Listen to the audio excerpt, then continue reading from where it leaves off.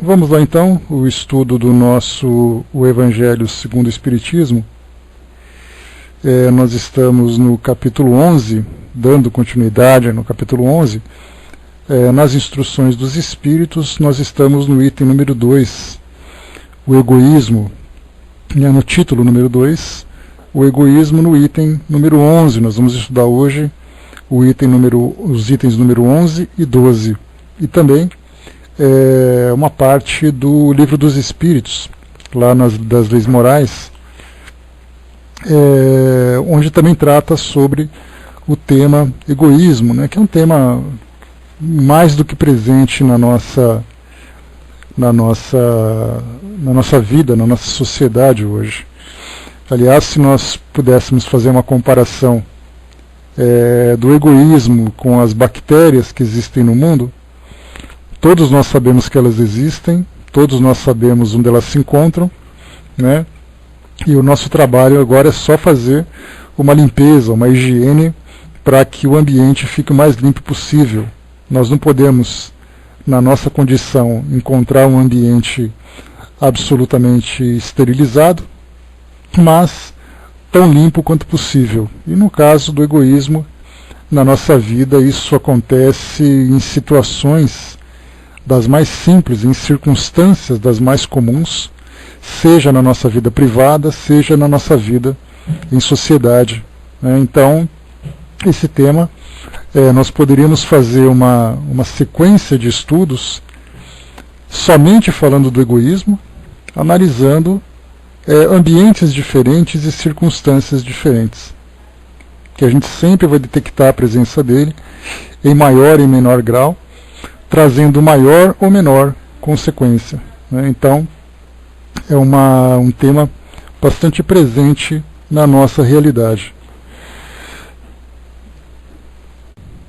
Seguindo aqui então inicialmente, aqui no nosso Evangelho segundo o Espiritismo, nós temos, e é bacana a gente observar isso, que nós temos a presença de Emmanuel, né, dando uma contribuição numa mensagem aqui das instruções dos Espíritos. Então, todos os Espíritos, sem dúvida nenhuma, eles têm grande valor as comunicações que eles trazem, mas são Espíritos que não estão presentes, não fazem parte da nossa vida contemporânea. Os outros são Espíritos do passado, Espíritos que fizeram parte da história, e Emmanuel, ele é como se fosse um companheiro presente nosso, que se manifestou, né, através do Chico, das tantas obras que nós lemos, dos tantos estudos que nós já fizemos, das histórias que nós já ouvimos. E Emmanuel, então, para muitos que não conhecem, ele também foi um espírito da codificação. Claro que não existe esse rótulo, se o espírito é ou não o espírito da codificação, se ele tem maior ou menor importância por ter participado da codificação, mas não deixa de ser para nós uma agradável presença, né, nos nossos estudos, saber que ele também fez parte desse grupo tão importante para as bases da doutrina espírita. Assim como também Joana de Ângeles, segundo alguns estudos, ela também trouxe para nós uma mensagem, mas não se identificando, né, com o nome de Joana de Ângeles, e também não sei como é que descobriram que era Joana de Ângeles, mas alguns estudiosos, né, falam que ela participou também com algumas comunicações. Então nós vamos estudar tanto do Espírito Pascal, como também de Emmanuel, duas mensagens aqui das instruções dos Espíritos. Mas antes de tratarmos dessas mensagens mais reflexivas, que a gente vai deixar um pouco mais para o final, nós vamos para o Livro dos Espíritos. Aqui deixa eu pegar aqui rapidamente. Aqui no item no capítulo 3 da segunda parte, do egoísmo, do item número 3 da segunda parte, o capítulo 12, perfeição moral, do egoísmo. E nós temos aqui algumas perguntas e algumas respostas bastante profundas que os Espíritos passaram a Kardec, que agora então a gente vai fazer a nossa avaliação, a nossa análise.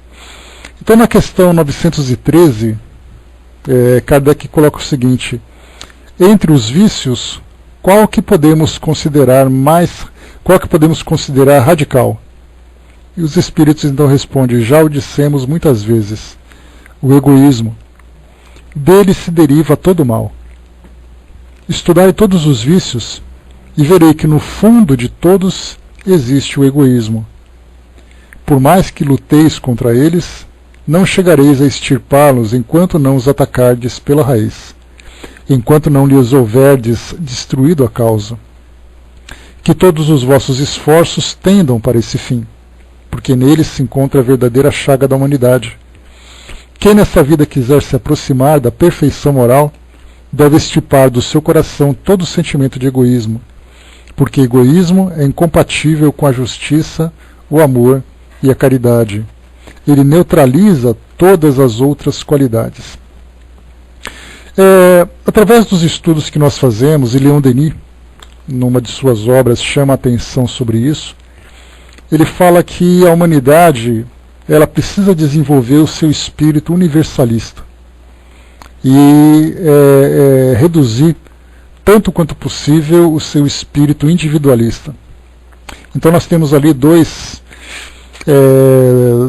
valores que são opostos e extremos, né, cada um no seu extremo, em que o espírito individualista, como o próprio nome diz, ele faz com que nós consideremos mais importante de tudo aquilo que diz respeito aos nossos interesses individuais.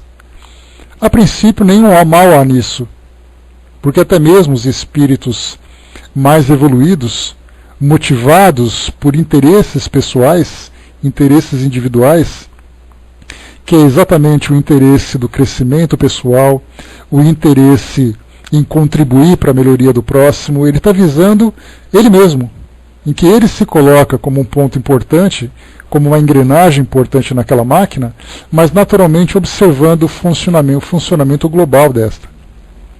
Então ele se vê com grande responsabilidade, atribui a si mesmo grande responsabilidade, para fazer com que o seu trabalho atinja esse nível global, esse nível universal.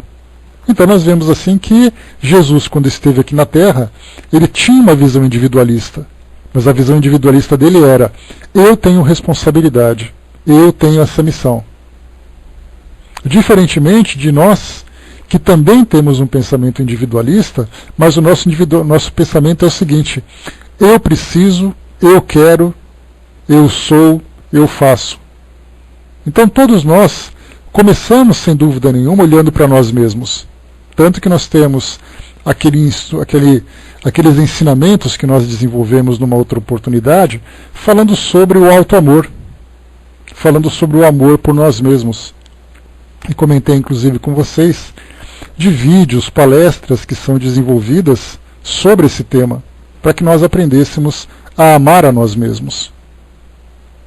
Só que, a partir do momento em que nós começamos a alimentar esse amor, se esse amor não for o amor legítimo, ele começa então a se tornar um sentimento egoísta, que nós atribuímos como amor.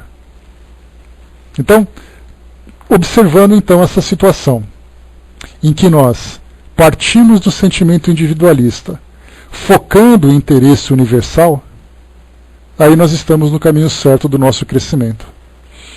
Como eu falei para vocês no início, é muito fácil de nós identificarmos uma manifestação do egoísmo nas situações mais simples do nosso cotidiano.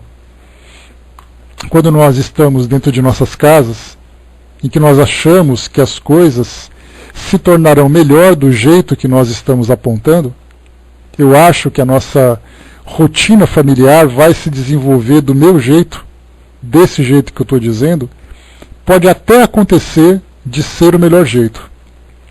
Mas como nós ainda temos uma visão bastante ofuscada dessa realidade universalista, em que todos podem contribuir para o crescimento da comunidade, do conjunto, nós partimos para a nossa opinião pessoal. Então nós achamos que as coisas funcionarão melhor do nosso jeito. E naturalmente, por termos essa visão ofuscada, nós vamos achar que esse jeito de funcionar é o jeito que vai proporcionar o meu bem-estar.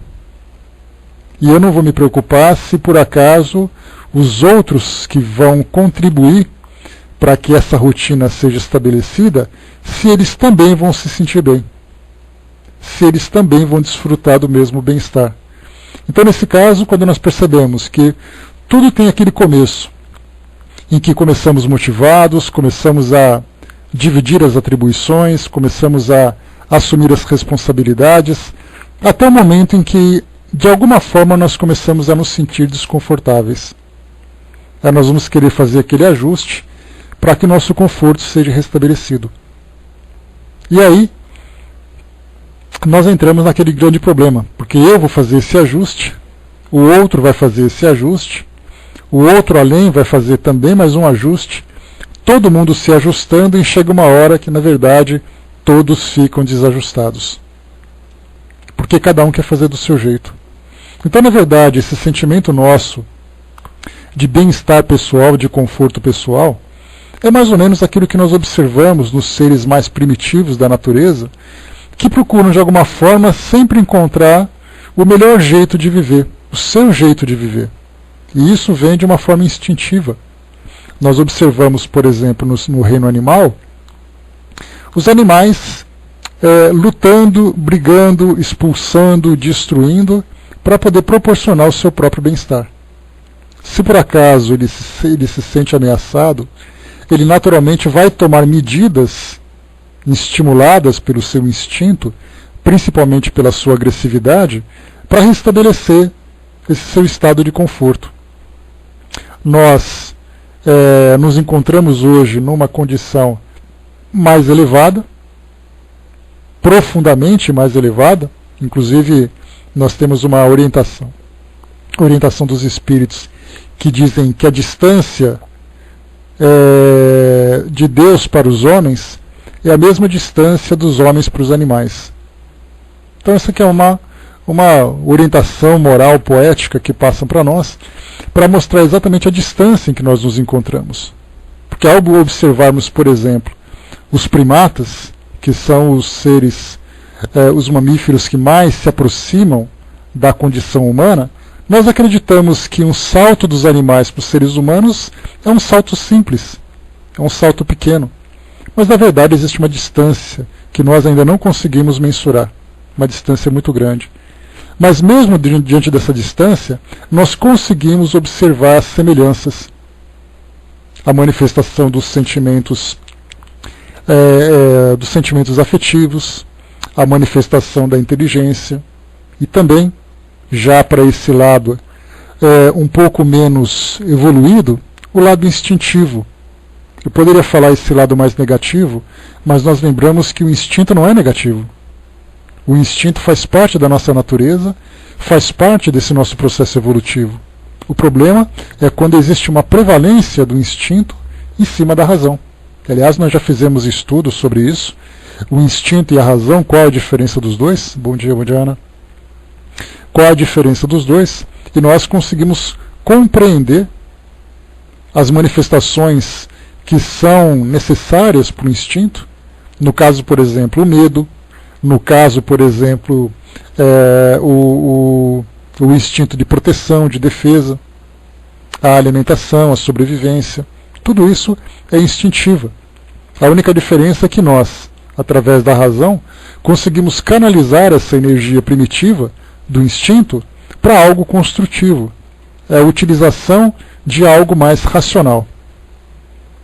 Fazendo uma comparação, seria como se nós, dentro do nosso consumo diário, produzíssemos lixo, produzíssemos resíduos que são inevitáveis, mas nós então pegamos esse resíduo, esse lixo, colocamos no lixo certo, aproveitamos para reciclar aquilo que é possível, tomamos os cuidados para que aquilo não seja danoso. Então nós utilizamos uma situação necessária, que é a produção de resíduo, mas tentamos de uma forma racional lidar com ele. A forma instintiva é a mesma coisa. Então o instinto se manifesta, mas nós canalizamos. Então, quando nós vemos no reino animal essa manifestação da procura do bem-estar, da necessidade do bem-estar, que é feita de uma forma instintiva, nós também temos. Então vemos que é quase que que inevitável para nós nessa condição buscarmos esse bem-estar. Então, numa relação a dois, por exemplo, uma relação afetiva, são duas pessoas que trazem sentimentos desenvolvidos, a razão desenvolvida, mas também a presença do instinto. E nessa relação, por maior que seja a boa vontade de fazer com que a relação dê certo, de fazer com que a relação seja harmoniosa, de fazer com que os dois se beneficiem do trabalho que os dois podem realizar, haverá momentos em que, inevitavelmente, cada um vai querer fazer a coisa do seu jeito. Aí então virá a razão para fazer com que esses interesses sejam satisfeitos sem que haja prejuízo para o conjunto. Então, numa relação a dois, nós vemos essa pequena dificuldade. Para quem vive, ou para quem já viveu relação matrimonial, ou uma relação afetiva, sabe a dificuldade que é de conciliar esses interesses. Eu quero ir para um lugar, o outro quer para um outro, eu quero assistir um programa, o outro também quer, eu quero almoçar alguma coisa, o outro quer outra, eu quero fazer a coisa desse jeito, o outro quer de outra. E assim a gente vai vendo ali as dificuldades que nós temos, né, de conciliar a forma de viver que cada um estabeleceu para si mesmo, para, naturalmente, voltar a estabelecer aquela condição de bem-estar. Eu assisti a um programa durante essa semana e teve uma frase que me chamou a atenção. E existe aquele sensor que a gente vai desenvolvendo, que mesmo numa situação de entretenimento, quando aparece uma oportunidade de guardar um ensinamento, esse ensinamento é registrado, e aí inevitavelmente eu trago aqui para vocês, né? Então foi dito assim, que não existe ninguém que é necessariamente mau. Ele apenas busca um jeito de ser feliz. E aquele que efetivamente é mau é alguém que sofre alguma patologia mental, alguma psicopatologia. Porque aquele que faz o mal, sem se dar conta das consequências, por uma condição patológica. Mas de outras formas, nós temos as pessoas que agem de uma forma mais ou menos agressiva para fazer a coisa do seu jeito, mas visando a sua felicidade. Então todos desejam ser felizes. A diferença é a forma como nós tentamos conquistar essa felicidade. Então por isso vemos que nas relações mais simples, numa convivência a dois, numa convivência dentro de uma família, porque aí nós já começamos a agregar filhos e outros familiares que compartilham da nossa relação privada. E aí então vemos que também a dificuldade vai aumentando. Se entre dois, o pai e o filho, aliás, o casal, nós temos ali duas diferenças de visão, entra um terceiro elemento, depois entra um quarto elemento, e vai aumentando essa complexidade. Então, dentro de uma família, dentro de uma casa, nós vemos assim como é difícil conciliar esses interesses. Depois a gente parte para a sociedade, que não apenas o meu interesse e o interesse da pessoa com quem eu convivo, mas o interesse da minha família, e depois o interesse da minha família com a família do outro, e assim outras e outras e outras famílias, até formar a sociedade que nós vivemos hoje. Então nós vemos que inicialmente, antes de pensarmos em ajustar a sociedade e modificar a forma como a sociedade vive, é necessário fazer com que os indivíduos tenham essa consciência para modificarem a si mesmos. Para entender exatamente o que eu tenho de bom, o que eu tenho de negativo que precisa ser ajustado. O meu modo de ser feliz, ele vai trazer algum prejuízo para a felicidade do outro? Se eu percebi que haverá essa consequência, então eu já sei que o egoísmo começa a se manifestar. Mais uma vez, nós comentamos no início que em situações simples nós observamos então a manifestação do egoísmo. Então, quando eu ando dentro de um corredor de um shopping center, eu vou perceber que tem pessoas que vão parar na minha frente, tem pessoas que vão atrapalhar o meu caminho, tem pessoas que vão furar a fila onde eu me encontro, tem pessoas que vão falar um pouco mais alto, tem pessoas que vão achar que são especiais naquele ambiente, tem pessoas que acham que merecem uma preferência, tem pessoas que acham que no estacionamento ela tem mais direito de estacionar do que o outro. Tem pessoas que querem ser atendidas com melhor privilégio do que outras. Aquelas que se acham no direito de chamar a atenção do funcionário. Tem aquele funcionário que se acha no direito de desprezar o consumidor.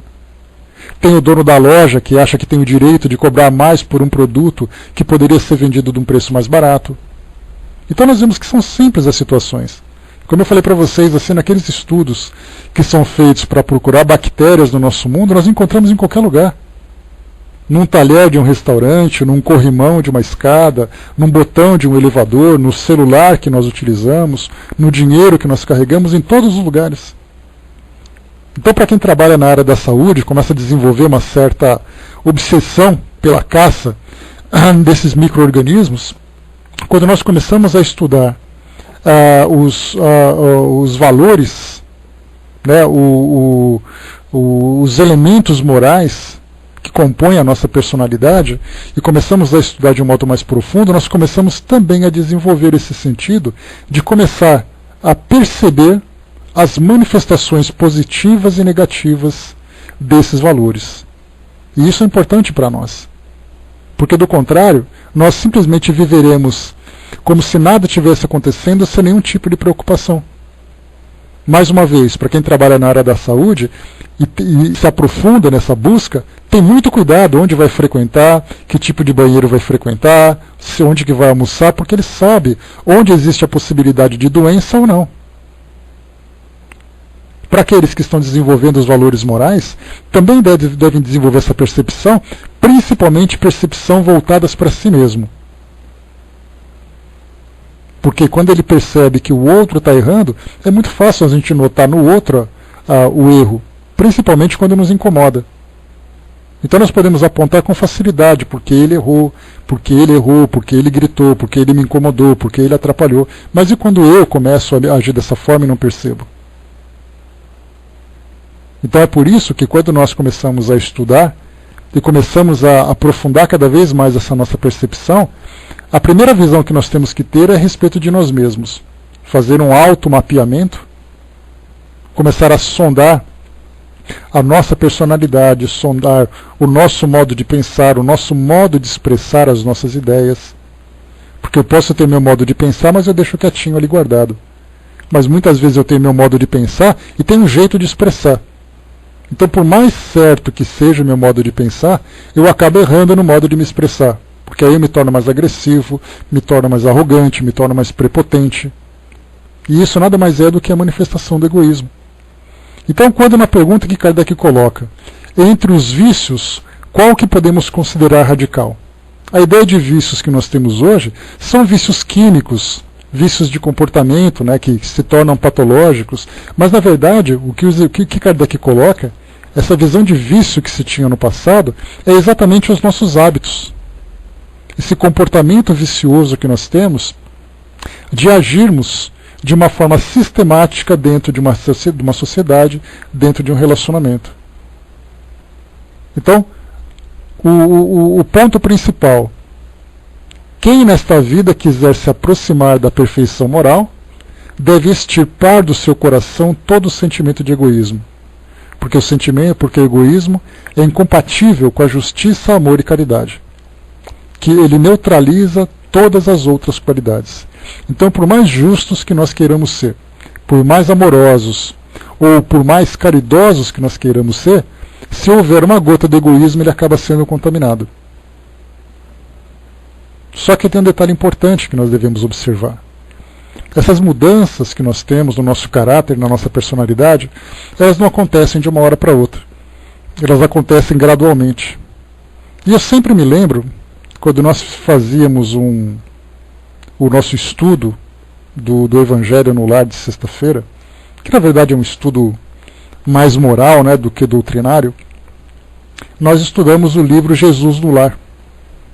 Eu não me engano se é na primeira ou na segunda mensagem daquele livro, de Neio Lúcio. Aliás, eu recomendo para quem gosta de uma leitura agradável dentro desse campo da evangelização.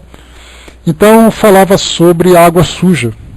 Um pote de barro que continha água suja e que, né, de uma forma assim mais... aproveitando a essência desse ensinamento, falava que conforme nós fôssemos trocando a água por uma água mais limpa, aquela água continuaria suja, mas ela ia diminuindo a quantidade de sujeira, até que chega o momento em que ela estaria completamente limpa. Então, na verdade, nós temos ali aquele grande pote de água suja, ou nós podemos dizer assim, nós temos uma grande caixa d'água com água contaminada, muito suja, e nós fizemos então aquela limpeza básica e começamos então a trocar a água. Cada dia nós colocamos um copo de água limpo. E a água suja começa então a transbordar. E ela vai se modificando, se modificando. Depois de um certo tempo, nós percebemos que a água se encontra um pouco mais transparente, um pouco mais translúcida, na verdade. Começa a ficar menos opaca, começa a ficar um pouco mais clara. E aí então, conforme a gente vai substituindo essa água, chega um momento em que ela começa a ficar de fato transparente. Até chegar ao ponto em que alcança a condição de água cristalina.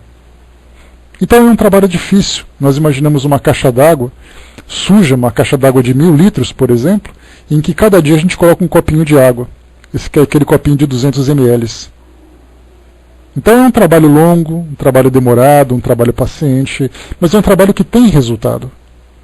Porque ele vai se mostrando para nós claro e patente. Nós observamos essa transformação com o passar do tempo. No nosso caso, dentro da nossa conduta, dentro do campo moral, é difícil nós materializarmos o resultado dessa ação. Dificilmente nós notaremos, através de uma manifestação física, o resultado dessa mudança.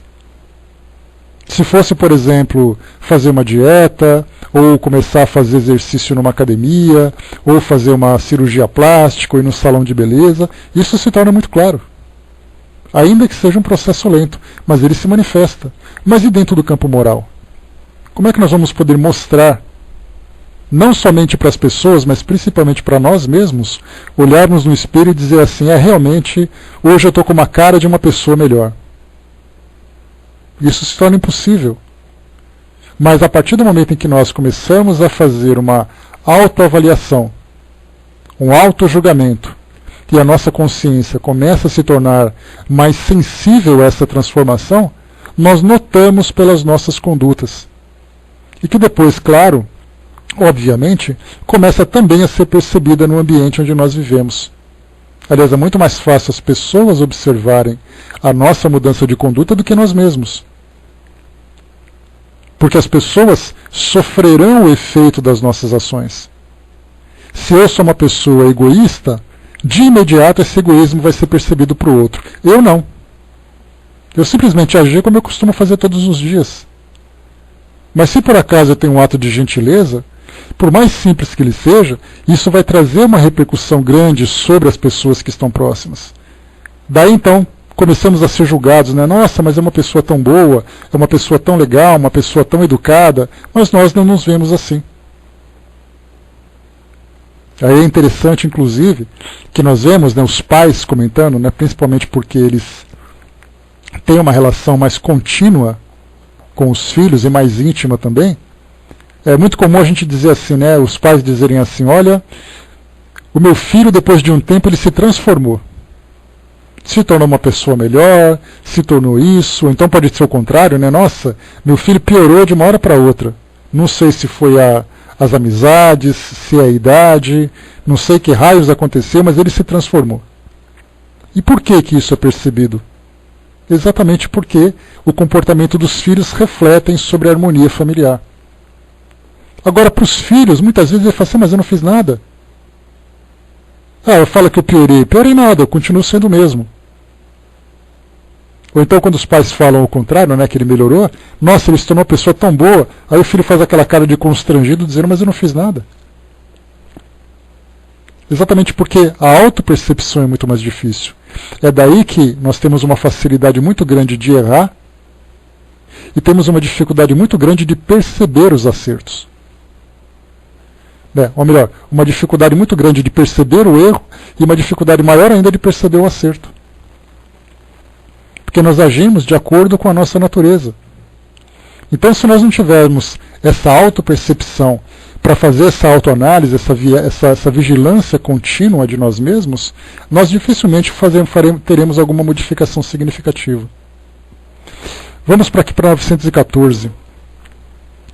Estando o egoísmo fundado no interesse pessoal, parece difícil extirpá-lo inteiramente do coração do homem. Chegaremos a isso? Resposta: à medida que os homens se esclarecerem sobre as coisas espirituais, dão menos valor às materiais. Em seguida, é necessário reformar as instituições humanas que o entretêm e excitam. Isso depende da educação. Aqui já é uma questão, um caminho apontado. Bom dia, pessoal. Um caminho apontado para esse processo de transformação. À medida que os homens se esclarecerem sobre as coisas espirituais, dão menos valor às materiais. Então, na verdade, essa aqui é a chave para o nosso sucesso. Porém, como a gente chegou até a conversar sobre isso durante essa semana, nós observamos que a elevação do homem para o ambiente espiritual ou para as dimensões espirituais dependem de instruções, depende de orientação. E essa orientação, essas instruções, virão através das escolas religiosas. Então, cada escola tem por objetivo fazer com que o homem se eleve espiritualmente. Apresenta para ele a teoria dessa realidade espiritual, apresenta a filosofia, apresenta a doutrina moral que faz com que ele busque essa escola. Porém, como nós conversamos, essas escolas, embora tenham esse propósito, elas são dirigidas por homens, que também trazem em si aquele sentimento de egoísmo, aquele sentimento de orgulho, e muitas vezes também trazem suas próprias dúvidas a respeito dessa realidade. Então nós vemos que a função é das escolas religiosas, porém as escolas não sendo perfeitas, elas trazem instruções imperfeitas, dificultando esse crescimento espiritual. Aí poderíamos dizer, mas sem as escolas poderia ficar pior. Sem dúvida, poderíamos dizer assim, melhor do que nada. Mas poderia ser muito melhor se fizesse do modo correto. Então nós vemos que até mesmo as escolas religiosas trazem essa doutrina egoísta, dizendo, por exemplo, que através da minha você vai ser salvo e que a sua não presta, que a minha é verdadeira e a sua é falsa. Então nós vemos esse sectarismo, tanto é assim, que nós vemos que pessoas que abraçam crenças diferentes não se sentem à vontade no ambiente do outro. Exatamente porque ou ele julga, dizendo que aquele ambiente não é bom o suficiente para ele, ou ele vai ser julgado, dizendo que ele não é bom o suficiente para fazer parte daquele grupo. E que para que ele possa fazer parte, ele vai ter que abrir mão daquilo que ele é, ou daquilo que ele acredita, para poder alcançar o reino dos céus através daquele caminho. A Érica colocou o problema da igreja evangélica é que cita demais a palavra pecado. Na verdade, Érica, todas as religiões trazem uma visão que podem nos constranger. Se você falar, por exemplo, que a igreja evangélica fala de pecado, a doutrina espírita fala de karma. Embora karma seja uma palavra que vem do sânscrito, que significa a lei de causa e efeito, ou seja, os nossos erros do passado. Então nós temos assim muitos espíritas que, recebendo uma orientação equivocada, acabam se alimentando muito mais da culpa do que da esperança. Porque sempre dizem assim, porque nós estamos aqui para resolver os nossos problemas, nós estamos aqui para poder resgatar as nossas dívidas. Quem de nós aqui não cansou de ouvir essa expressão, resgate de dívidas? Na verdade, a nossa presença aqui hoje, sim, está relacionada com o nosso passado, mas está muito mais relacionado com o futuro. Porque nós estamos aqui construindo um futuro diferente através da resolução dos problemas do passado. Então nós vemos assim que, até mesmo a doutrina espírita, como a gente conversou, lá Sussu, lá professor, até mesmo a doutrina espírita, embora ela seja, olha só a importância dessa observação, a doutrina espírita é a doutrina dos espíritos. Mas quem faz a divulgação da doutrina espírita aqui? Não são os homens? E nós também não trazemos o sentimento de egoísmo? Então significa que nós também contaminamos o princípio da doutrina espírita, a essência da doutrina espírita, com a nossa visão equivocada, embora não seja intencional. Nós fazemos o melhor que podemos, mas esse melhor que podemos está contaminado com esse sentimento de egoísmo. Tanto que nós vestimos a toga da caridade, dizendo assim, né, não, porque nós espíritas sabemos que fora da caridade nossa da salvação. Mas eu não aguento a gente daquela igreja, ou gente chata aquela. Pronto, aquela toga da caridade acabou de ser manchada com uma tinta que não sai mais. Porque nós infelizmente somos assim. Como eu falei para vocês, o sentimento de egoísmo, nós conversamos sobre isso numa outra oportunidade. O sentimento de egoísmo, ele não é algo negativo. Porque ele faz parte da nossa natureza. Sem isso, sem o egoísmo, nós não conseguiríamos sobreviver no passado. Nós precisávamos proteger o nosso equilíbrio emocional, psíquico. Nós precisávamos proteger os nossos interesses sociais. Precisávamos proteger os nossos interesses materiais. O problema do egoísmo é quando ele se enraiza na nossa personalidade e acaba distorcendo o objetivo principal que nós temos, é de nos tornar universalistas. Esse é um grande problema que nós observamos. Então faz parte da nossa natureza. Através dessa nossa autoanálise, nós começamos a detectar isso. Então eu sempre falo para vocês que aquela expressão reforma íntima, que nós tanto estudamos, que nós tanto analisamos, ela começa com... Ela se desenvolve através de um processo dividido em 3 etapas. A primeira etapa, nós temos que saber o que é o certo, o que é o errado. Através dos estudos dos evangelhos, e isso todas as religiões fazem, se não do evangelho que traz dos evangelhos que trazem os ensinamentos de Jesus, mas tem também ali os seus livros morais, o budismo, o hinduísmo, o islamismo, o judaísmo, todos eles trazem seus livros de bases morais. Então, primeira coisa, nós temos que entender o que é o certo, o que é o errado. E a melhor referência que nós temos são esses livros que trazem esses altos conceitos filosóficos. Porque não é simplesmente você abrir um livro e dizer assim, você ser caridoso é bom e você não fazer não é bom.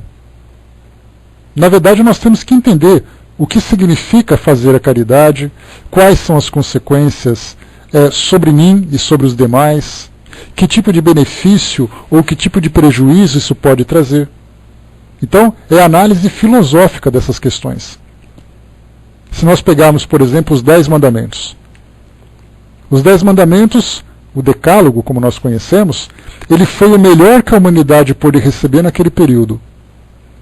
Então ela simplesmente dizia, você deve, não faça, não, não, não, não. Simplesmente dizendo o que sim e o que não.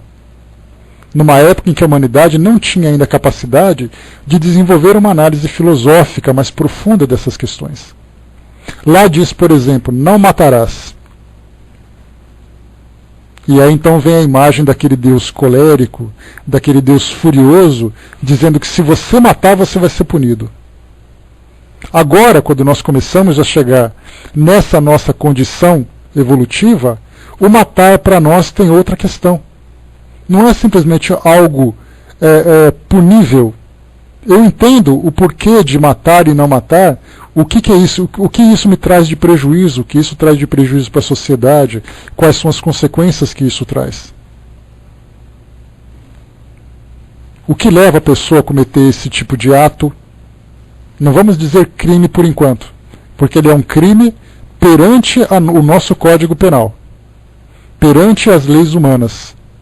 Mas perante as leis divinas, ele traz uma outra consequência. Porque você mata a pessoa na sociedade, mas você não mata o espírito. Mas você interrompe a trajetória do espírito trazendo um prejuízo. E esse prejuízo vai ter que ser restabelecido. Então nós percebemos que esse matar para nós ele tem uma visão diferente. Respeitar o outro, respeitar a propriedade do outro, respeitar a sua família. Você não gosta porque você tem a obrigação de gostar. Você começa a alcançar esse sentimento através de um entendimento mais profundo. Então, tudo isso faz parte desses ensinamentos. Esse é o primeiro passo. Eu tenho que entender o que é certo e o que é errado. Isso nós estamos falando da reforma íntima. O segundo passo é começar a fazer uma varredura dentro de mim para saber exatamente quais desses elementos que eu identifiquei de bom e de ruim que existem dentro de mim. Então nós falamos do egoísmo. Nós sabemos que o egoísmo é algo que faz parte da natureza humana, mas é algo que é bastante nocivo da forma como ele se manifesta. Então eu sei que o egoísmo não é uma coisa boa. O segundo passo é: eu sou egoísta? Eu sei que a caridade é algo muito positivo, é algo muito nobre para o ser humano. O segundo passo: eu sou caridoso? A violência, as viciações, as virtudes, primeiro eu preciso identificar tudo aquilo que diz respeito aos caracteres da minha personalidade, ou da personalidade humana. Depois, no segundo passo, eu começo a observar o que existe na minha personalidade desses elementos. E é difícil quando a gente começa a se olhar no espelho e a se analisar. Muitas vezes a gente fala assim: ah, mas eu não sou tão egoísta, eu só ajo dessa forma porque os outros são assim. Então a gente começa quase como uma questão de sobrevivência, porque o nosso instinto manda fazer isso, o nosso orgulho manda fazer isso. Ele dizia assim para nós, ele fala assim para nós: olha, você é a melhor pessoa do mundo, você é a pessoa mais especial do mundo. Então quando a gente começa a analisar as nossas imperfeições, o orgulho vem assim: não, mas também não é bem assim. Porque o orgulho é aquele amiguinho que passa a mão na cabeça, né? Olha, você errou. Não, mas você errou por, poxa vida. Ele começa a justificar, começa a trazer desculpa. E se a gente der ouvido para o nosso orgulho, a gente acaba acreditando mesmo que o erro que nós cometemos foi justificável. Então muitas vezes ele é explicado, mas não é justificado. Então esse olhar no espelho, esse autoconhecimento para nós, ele é um processo muito difícil. Porque nós, ao nos depararmos com as nossas imperfeições e reconhecermos as imperfeições, nem sempre nós temos uma estrutura psicológica para suportar essa realidade. É daí então que vem o sentimento de culpa, de autodepreciação, de auto-baixa estima. E aí entra, como o Braço colocou, do auto-perdão, é aquele processo de reconstrução. Primeiro eu reconheço que eu não sou uma pessoa tão boa como eu imaginava. E eu me culpo por isso. Mas depois eu preciso me perdoar, porque eu sei que eu era desse jeito, ou eu sei que eu sou assim, porque eu estou num processo de crescimento. Mas eu vou melhorar. E aí a gente já entra no terceiro passo. O terceiro passo é promover as mudanças efetivamente. Então, recapitulando. Primeiro eu preciso saber o que é o certo, o que é o errado. Ou melhor, eu uso o certo e o errado, mas eu não gosto. A partir do momento em que eu tive contato, como eu falei para vocês, com aquele pensamento budista que diz assim, que não existe o certo e o errado. Existem consequências boas e consequências más. Então o certo e o errado para mim, ele mudou completamente a concepção. Então primeiro eu preciso reconhecer aquilo que é positivo e negativo para alcançar a felicidade verdadeira, não a minha felicidade. A minha forma de ver a felicidade. Então primeiro eu reconheço o que é positivo e negativo. Depois eu faço uma autoanálise para saber o que existe de mim de positivo e negativo. E depois eu trabalho para intensificar aquilo que existe de positivo e para transformar aquilo que existe de negativo.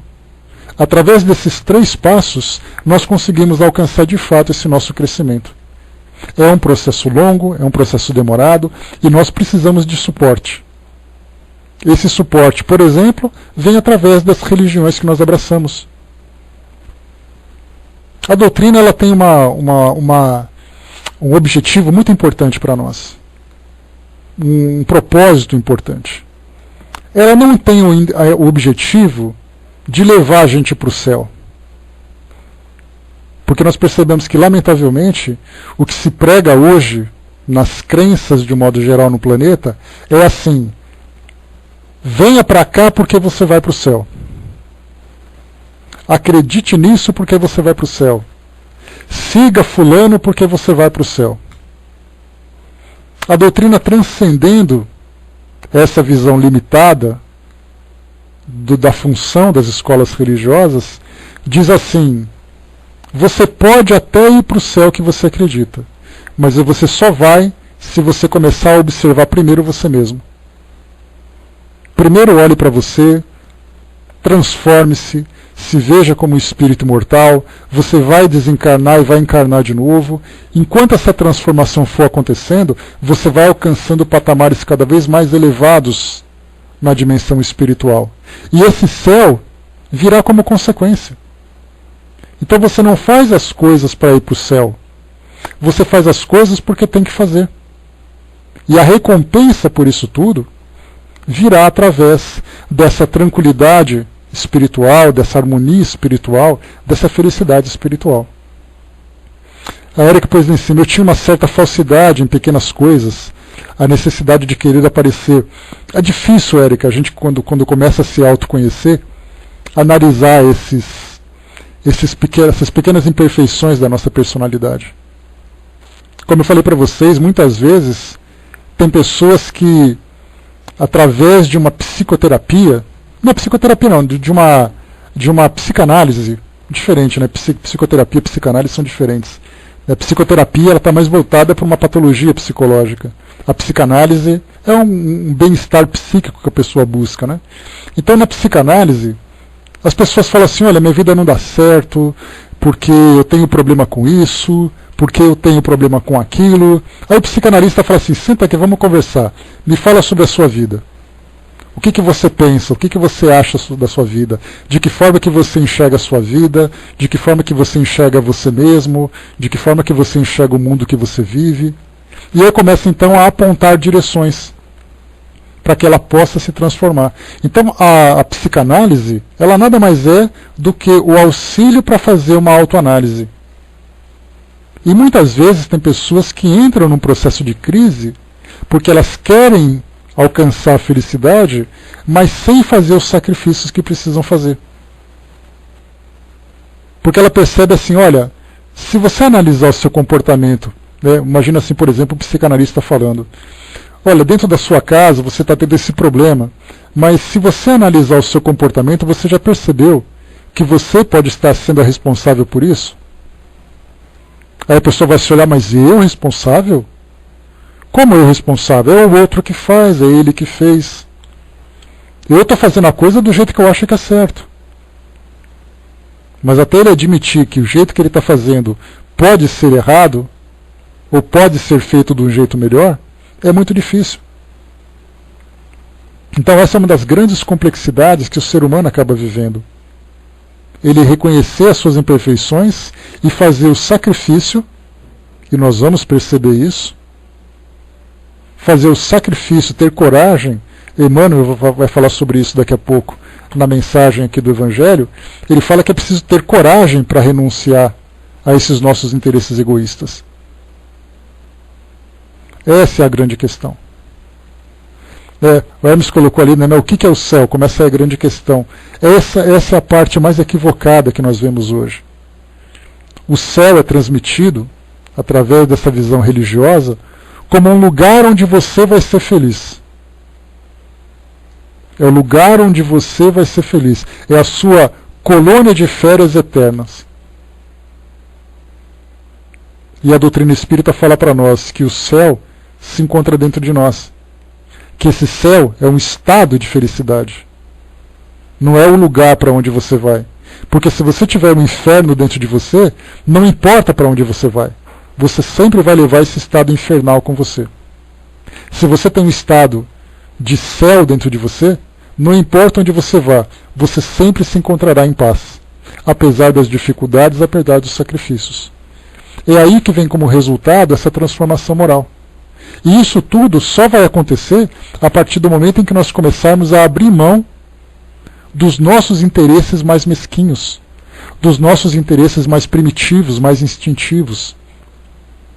e começarmos a crescer e observarmos a necessidade de cultivarmos o sentimento universalista. Eu sou individualista quando eu coloco sobre mim a responsabilidade que me cabe.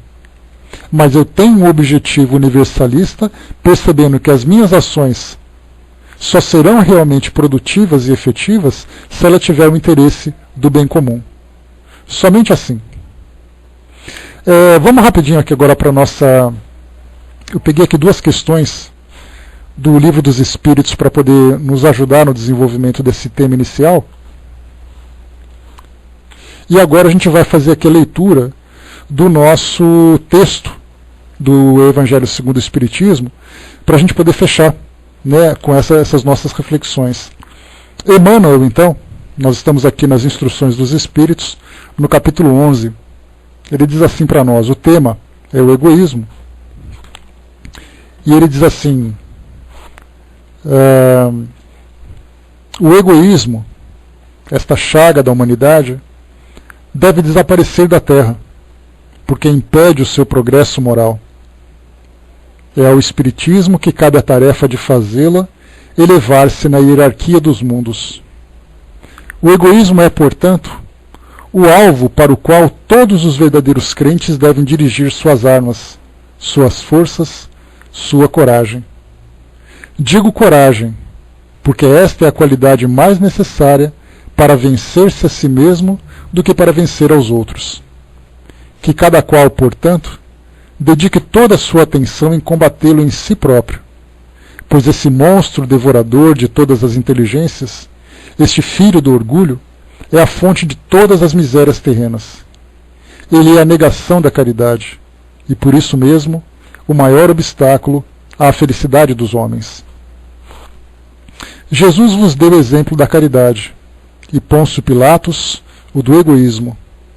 Porque enquanto o justo vai percorrer as santas estações do seu martírio, Pilatos lava as mãos, dizendo, que me importa? Disse mesmo aos judeus, esse homem é justo, por que quereis crucificá-lo? E, no entanto, deixa que o levem ao suplício. É a esse antagonismo da caridade e do egoísmo, a invasão dessa lepra do coração humano, que o cristianismo deve não ter ainda cumprido toda a sua missão. E é a vós, novos apóstolos da fé, que os espíritos superiores esclarecem que cabem a tarefa e o dever de extirpar esse mal, para dar ao cristianismo toda a sua força e limpar o caminho dos obstáculos que lhe entravam à marcha. Expulsar o egoísmo da terra, para que ela possa elevar-se na escala dos mundos, pois já é o tempo da humanidade vestir a toga viril, e para isso é necessário primeiro expulsá-lo de vosso coração. Essa aqui é a mensagem de Emmanuel, e agora Pascal, outro espírito que traz para nós também outra mensagem. Ele diz assim, se os homens se amassem reciprocamente, a caridade seria mais bem praticada. Mas para isso, seria necessário que vos esforçasseis no sentido de livrar o vosso coração dessa couraça que o envolve, a fim de torná-lo mais sensível ao sofrimento do próximo. O Cristo nunca se esquivava. Aqueles que o procuravam, fossem quem fossem, não eram repelidos. A mulher adulta, o criminoso, eram socorridos por ele, que jamais temeu prejudicar a sua própria reputação. Quando, pois, o tomareis por modelo de todas as vossas ações, aliás, quando, pois, o tomareis por modelo de todas as vossas ações, se a caridade reinasse na terra, o mal não dominaria, mas se apagaria envergonhado. Ele se esconderia, porque em toda parte se sentiria deslocado. Seria então que o mal desapareceria. Compenetrai-vos bem disso. Começai por dar exemplo vós mesmos. Sede caridoso para com todos, indistintamente. Esforçai-vos para não atentar no que vos olham com desdém. Deixai a Deus cuidar de toda a justiça, pois cada dia no seu reino ele separa o joio do trigo. O egoísmo é a negação da caridade. Ora, sem caridade não há tranquilidade na vida social. E digo mais, não há esperança. Com o egoísmo e o orgulho que andam de mãos dadas, essa vida será sempre uma corrida favorável ao mais esperto, uma luta de interesses, em que as mais santas afeições são calcadas aos pés, em que nem mesmo os sagrados laços de família são respeitados. Então nós vimos aqui duas passagens, e uma importante, que foi destacado aqui inclusive, nesse texto, que diz assim para nós: se a caridade reinasse na terra, o mal não dominaria, mas se apagaria envergonhado. Ele se esconderia porque em toda parte se sentiria deslocado. Aqui é mais ou menos quando a gente sente isso nas pessoas. Por exemplo, quando você vai num centro espírita, em que está tendo um evento, alguma coisa assim, você percebe que a gentileza está no ar. Você percebe que as pessoas falam baixo, isso de modo geral, né? As pessoas falam mais baixo, respeitam os organizadores, respeitam a higiene do local. Quando vai levantar uma cadeira, ninguém arrasta, todo mundo levanta com cuidado. É aquela tranquilidade, porque o ambiente favorece esse tipo de comportamento. E se por acaso tiver alguém que faça alguma coisa contrária, todo mundo presta atenção assustado. Mas claro que é com aquele olhar de julgamento, porque nós não temos ainda aquele sentimento de caridade moral desenvolvido, né? Então a gente olha e fala assim, mas será que essa pessoa não desconfia que aqui não pode fazer isso? Mas assim, a ideia que eu quero passar para vocês é que nós observamos que ao termos um comportamento diferente desse comportamento harmônico da maioria, nós nos sentimos constrangidos, porque ali não é lugar de fazer isso. A mesma coisa, uma coisa diferente acontece se você vai num ambiente onde ninguém tem preocupação nenhuma. Qual o comportamento que uma pessoa tem num estádio de futebol e o comportamento que ela tem no centro espírita? No estádio de futebol ela xinga, ela grita, ela fala e acontece. No centro espírita ela senta, ela ouve, fica harmonizada. Então, na verdade, o que o Espírito quis dizer aqui para nós é o seguinte: quando a humanidade começar a desenvolver esse sentimento nobre da caridade e começar a ofuscar o egoísmo, aqueles que são egoístas se sentirão constrangidos. Brás, nós estamos estudando, quando acabar a gente volta a conversar sobre esse assunto, tá bom? Aí nós podemos conversar assim, sem o constrangimento. É um problema, né? O ambiente nos compele a falar harmonicamente e tudo mais. Então o que nós observamos? Assim, até mesmo no Livro dos Espíritos tem aquela passagem que diz assim: Kardec perguntou por que o mal prevalece? E o Espírito respondeu: porque os bons são tímidos. Então, na verdade, nós percebemos que o nosso comportamento nobre, quando ele começar a se tornar uma regra, como ele começar a se tornar um padrão, tudo aquilo que difere desse comportamento vai se tornar constrangido. E pela força das circunstâncias vão se modificando. Nós acreditamos que o mal é muito mais forte do que o bem. Porque o mal pode quebrar, o mal não tem constrangimento, o mal pode ferir, o mal pode matar, o mal pode fazer tudo. Mas a gente nunca pensa na força do bem. E a força do bem ela é muito mais poderosa que a do mal. A diferença são os recursos que o mal utilizam e o medo que o bem tem de se manifestar. Nós percebemos que pessoa que se comporta de um jeito muito bondoso, ela acaba sendo apontada e sendo chamada de careta. Vocês já repararam nisso? Porque ele é muito bonzinho, porque ele é muito careta, porque eu não sou assim. Então, na verdade, a bondade, de certa forma, ela pode nos constranger, se nós permitirmos que isso aconteça. E na verdade não. Você pode me chamar de carola, você pode me chamar de santo, você pode ser irônico comigo, mas eu vou continuar sendo assim. Porque meu objetivo não está aqui para agradar ou ser julgado por alguém. O meu objetivo está num foco muito maior. Porque eu vou crescer diante de mim mesmo e esse é meu objetivo. Então nós temos que intensificar cada vez mais essa nossa luta, esse nosso esforço para alcançar esse objetivo maior. E principalmente, mantermos esse padrão. Eu já falei para vocês que nós temos um problema grave, que é adotarmos dupla personalidade.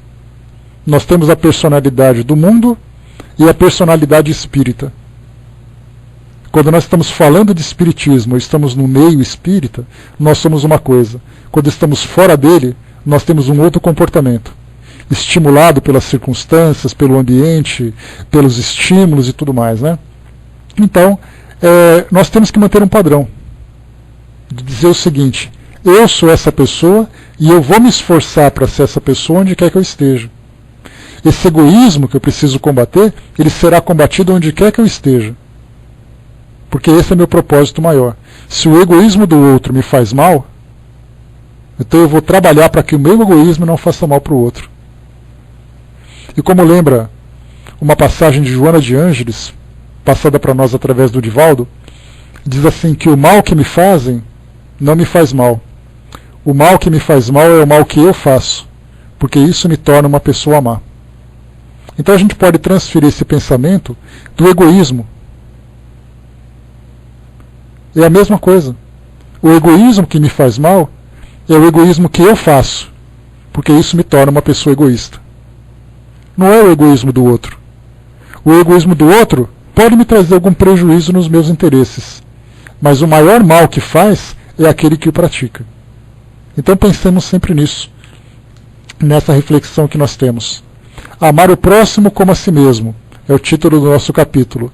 E eu só serei capaz de amar o próximo se eu for capaz de amar a mim mesmo sem o sentimento de egoísmo. Porque se eu tiver um amor egoísta por mim, eu jamais vou conseguir amar o próximo. Fechando por aqui então, pessoal, esse é o nosso estudo de hoje. Essas foram as mensagens para as nossas reflexões. Então certamente nós teríamos, como eu disse para vocês, várias e várias situações, várias e várias circunstâncias que nós poderíamos identificar comportamentos do egoísmo. Onde quer que nós estejamos, em casa, no trabalho, na rua, na escola, no centro espírita, em todo lugar. É fácil identificar o egoísmo. E é, de certa forma, fácil também de nós identificarmos o egoísmo em nós mesmos. A grande dificuldade é o combate ao egoísmo.